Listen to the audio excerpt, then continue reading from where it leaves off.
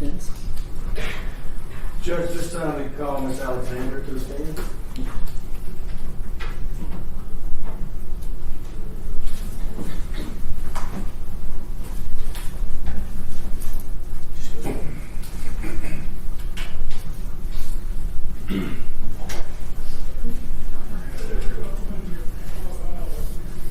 Now raise your right hand, please. Do you swear or affirm that in all matters before the court you will tell the truth, the whole truth, and nothing but the truth? So help you God. I do. You may be seated.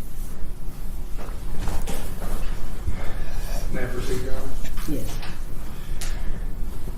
Ms. Alexander, could you introduce yourself to the court and spell your last name for the court reporter? Yes, my name is Alma Jean Alexander, Alexander. I'm Marquis' grandmother. Ms. Alexander, are you currently employed? No, I retired from Dallas County in 2014.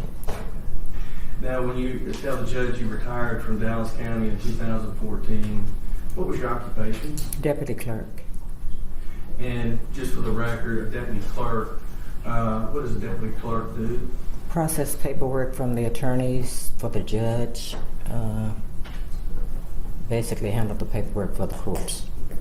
And this is a building that you were employed, is that correct? Yes, it is. And back in the clerk's room, where in the old days we had a lot of paperwork, lawyers would take the file, take it back to the clerk.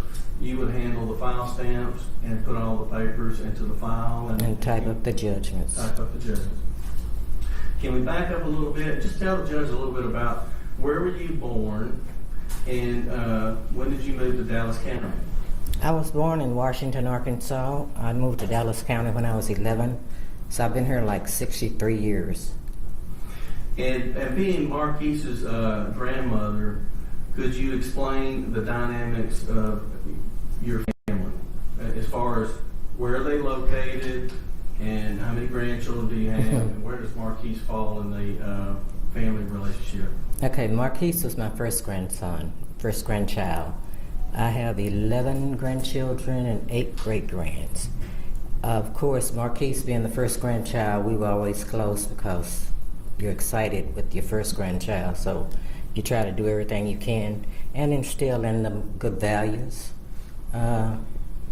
He's been a godsend to a lot of his family members. He helps everybody in the family.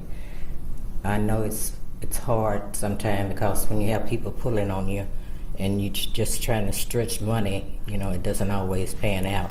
But he's always helped whenever needed. Let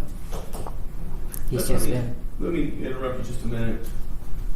When you say, let's just go back a little bit. Did he go to public schools here in Dallas County? Yes, he did. Was he born and raised here in Dallas County? Yes, he was. And does he currently work here in Dallas County? Yes, he's an entertainer. Okay, and as an entertainer, so we can explain to the court, what type of entertainment does he do? Music. And has he done well in his music career? Yes. And in the music career, you have a persona, is that correct? Yes. Okay. And it's a persona out there for your career is different with the family fold, is that right? Right. Him being your grandson, did he go to church here in Dallas County? Yes, he went to church with me often. That was one of my requirements when he'd spend the weekend. And how often do you talk and have a relationship with Marquis? When he's in town, 2 or 3 times a week. When he's out of town, sometime once a week. His relatives, are they here in the courtroom today? Yes. And is his mother back there in the courtroom? Yes, she is. Okay. And for the record, could you just tell is that Miss Kimberly Rush? Right. Is his family here? Are they all here in Dallas County or Dallas-Fort Worth Metroplex? Vicinity, yes. Are you here to just tell the judge he has sufficient ties to this community? Yes, he does. He does. Now, as far as, does he have any children? Yes, he has 2 sons. And how old are his children? 5 and 7. Is he, have you observed him being involved in his children's life? Yeah, we go to football games for the little ones all the time. He's always got them in sports. Okay, so he's out there in the community coaching up his sons and other kids that play on the football team. Yeah, I call him the Joe Jackson of the sports. You call Joe Jackson being Marquise? Yeah. Joe Jackson was Michael Jackson's father. You know how he pushed them to be great and good. So I said that's what he's trying to do with his boys. I'm glad you cleared that up. There's other Joe Jacksons, but yes, I can get that Joe Jackson would be well involved in his family. Yeah. So you're telling the judge he's from Dallas County, significant ties, and he's involved with his family. As far as you're aware that he is been arrested for this charge Yes. of payment for hire for a murder. And this happened back in 2020. You're aware, you saw the video and you heard the prosecutor talk about Yeah, on Facebook. their version of the facts. Right. How long has he been in jail? Oh, 8 days since last Thursday. The bond set at $2 million. Has he been able to post that bond and get out of jail? He's still sitting here. No, he hasn't. We're asking the court for a $250,000 bond based on, do you believe that Mr. Conway could post a $250,000 bond? I'm pretty sure we can get it together. And are you telling this court that he's not able to post a $2 million bond? No, he's not. That's the witness. Cross-examination. Yes, Your Honor.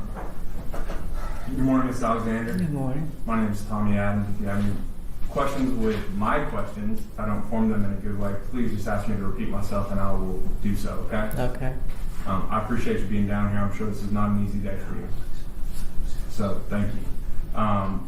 You worked for the Dallas County within the clerk's office up until 2014, correct? Correct. Now, Ms. Alexander, are you aware that there was a bond schedule that judges could set bonds on different level offenses within this courthouse? Yes. And are you aware that that bond schedule has since been done away with and was subject to a federal lawsuit against all the district judges within Dallas County? No. Okay. Now, when you talk about your grandson being an entertainer, I mean, he's more than just an entertainer, correct? Yes. He's in fact a double platinum artist, correct? Right. Now, going back to 2020 and the years leading up to that, well, let me ask you this. Are you aware of your grandson owning a 2017 Denali? Yes. And what does that Denali, what is special about that Denali? It's bulletproof. It's bulletproof. Now, Ms. Alexander, I can't imagine in all your years working here at the clerk's office that you ever felt like you needed a bulletproof vehicle. I don't need one.